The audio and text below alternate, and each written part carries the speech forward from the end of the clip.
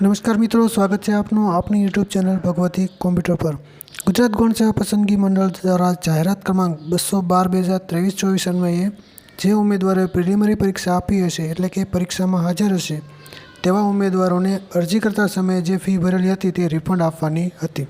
જે સંદર્ભે મંડળ દ્વારા 27 મેના રોજ એક નોટિફિકેશન બહાર પાડવામાં આવ્યું હતું। આ નોટિફિકેશન મુજબ જે ઉમેદવારને 20/6 સુધી જે ઉમેદવારને ફી રિફંડ મળી નથી તેવા ઉમેદવારે 21/6 થી 30/6 દરમિયાન મંડળને રજૂઆત કરવાની રહેશે તેવું સચિવ શ્રી હસમુખ પટેલ સાહેબ દ્વારા જાહેર કરવામાં આવ્યું છે। આજની તારીખે ઘણા વિદ્યાર્થીઓને ઘણા ઉમેદવારોને ફી રિફંડ થયેલી નથી, તો આ બાબતે મેં મંડળની હેલ્પલાઇનમાં ફોન કરીને વાત કરેલી હતી, જે રેકોર્ડિંગ આપ સાંભળી શકો છો। અમરેલી જિલ્લામાં રહું છું। તો કાલે છે ને એક પોસ્ટ કરી દો, એક એપ્લિકેશન કે મારું નામ આ છે અને એની સાથે તમારો કોલ લેટર અને રિસીવ કે હજી તારીખ સુધી 1 તારીખ છેલ્લી હતી પણ હજી સુધી અમને રિફંડ મળ્યું નથી, બરાબર છે? એટલે તમને રજિસ્ટર એજન્સી ટપાલ મોકલવાની? હા, બાય પોસ્ટ કરી દેજો। અને એને પછી 30-40 રૂપિયા મેડમ ભરવાના ને મારે? શેના માટે? સિમ્પલમાં જવાનું? તમને ક્યાં રજીસ્ટર રેડી કરીને તમારે કરવું છે કે સ્પીડ પોસ્ટમાં મોકલવું? સિમ્પલ જે છે 5-7 રૂપિયાની ટિકિટ એમાં જવાનું, 10 રૂપિયાની ટિકિટમાં સિમ્પલમાં તમને મળશે નહીં મળે એની ખાતરી કે મેડમ? પછી તમે એમ કહો અમને નથી મળ્યું તો મળી જાય। Okay okay. અથવા તો શું કહેવાય, કોઈ તમારું અહીંયા રહેતું હોય ને નજીકમાં ફ્રેન્ડ સર્કલ ને કોઈને, તો એ લોકોને તમારી રિસીવ આપીને અહીંયા મોકલી આપો ઓફિસમાં। ઓકે, એવું થઈ શકે ને? હા થઈ શકે। આજનો દિવસ સુધી જવા દો, પ્રોસેસ ચાલુ જ છે, ન આવે તો પછી કાલની વાત છે, બરાબર ને? Okay okay, thank you.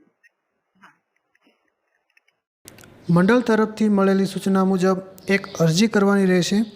જે અરજી એક નમૂનો મેં તૈયાર કરેલ છે, જે તમને ડિસ્ક્રિપ્શનમાં મળી જશે। યોગ્ય લાગે તો તેમાં ફેરફાર કરી શકો છો। આ મુજબ એક અરજી તૈયાર કરેલી છે, અરજદારની ડિટેલ આપેલી છે, પછી અહીંયા જ્યાં ગૌણ સેવા પસંદગી મંડળનું એડ્રેસ લખેલું છે, પછી વિષયમાં લખેલું છે ફી રિફંડ ખાતામાં જમા ન થવા બાબત, ફી રિફંડ બાબત નથી, ફી ખાતામાં જે રિફંડ કરવાની છે તે ખાતામાં જમા નથી થઈ તે બાબતે આપણે અરજી કરવાની છે।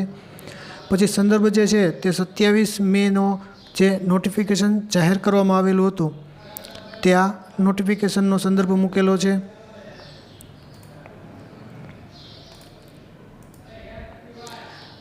ત્યારબાદ આ જે ડિટેલ લખેલી છે તે તેમાં યોગ્ય તમે ફેરફાર કરી શકો છો।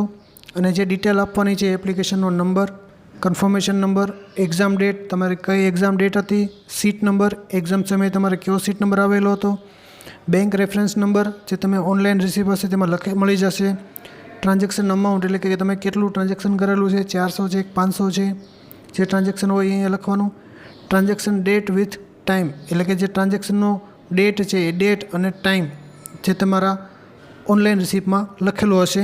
અહીંયા આપનો વિશ્વાસ અહીંયા સહી કરી અહીંયા અરજદારનું નામ લખી અને બિડાણમાં જેવી રીતે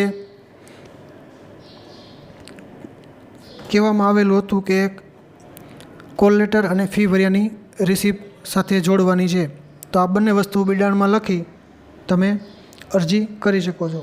જે ઉમેદવારને ફી રિફંડ મળી નથી તેવા ઉમેદવાર સુધી આ વિડીયોને શેર કરી ચેનલને સબસ્ક્રાઈબ કરવી, જેથી આ ચેનલના માધ્યમથી વધારે તમને માહિતી મળતી રહે।